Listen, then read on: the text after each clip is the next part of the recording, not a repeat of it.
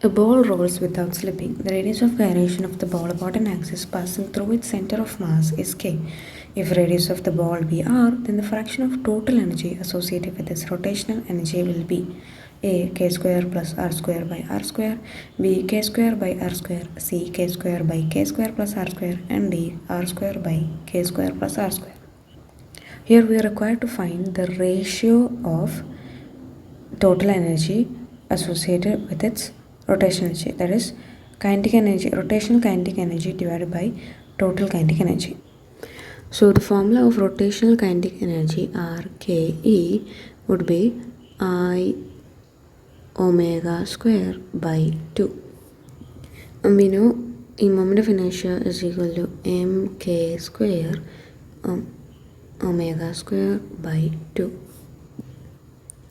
To get the total kinetic energy, we have to add both linear kinetic energy and rotational kinetic energy.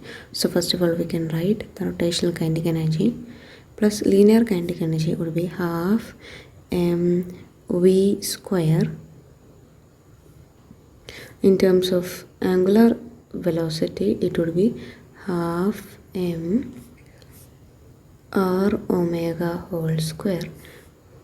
So it becomes half mk square plus omega square plus half mr square omega square. Now we can just divide RKE divided by total kinetic energy. Before writing the rotational kinetic energy and total kinetic energy, we can take half m and omega square common in this formula.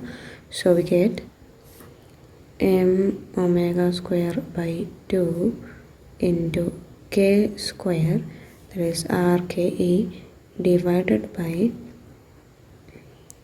m omega square by 2 k square plus r square. Because if we take half m omega square, there is k square and r square as two terms left. Now we can just cancel the common term and we get the answer k square by k square plus r square, which is our option C.